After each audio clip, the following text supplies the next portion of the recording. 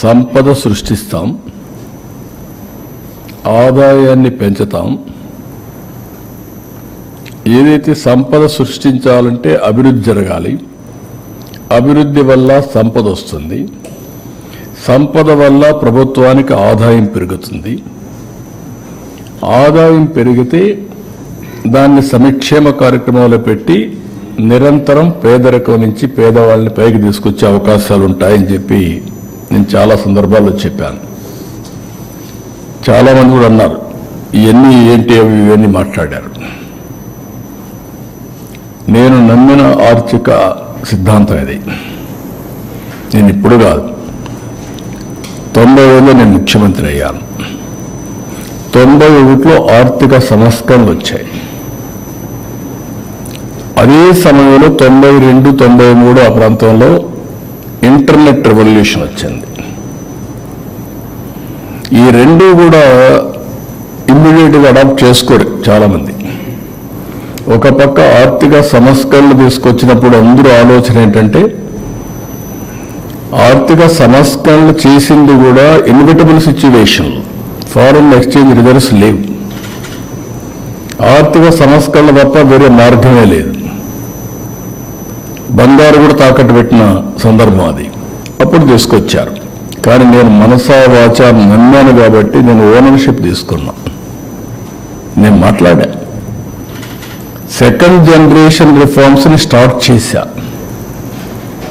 అందుకే మీరు చూస్తే ఈరోజు ఇన్ఫ్రాస్ట్రక్చర్ ఆల్ రిఫార్మ్స్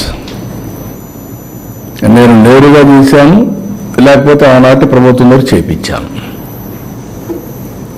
ఒక పవర్ సెక్టర్ రిఫార్మ్స్ అని తీసుకొచ్చి, అందుకే ఎన్నో సందర్భాలు చెప్పాను, పవర్ సెక్టర్ రిఫార్మ్స్ తీసుకొచ్చి రాష్ట్రానికి వెలుగులు ఇచ్చాను. నేను అధికారాన్ని కోల్పోయాను. That is 2004.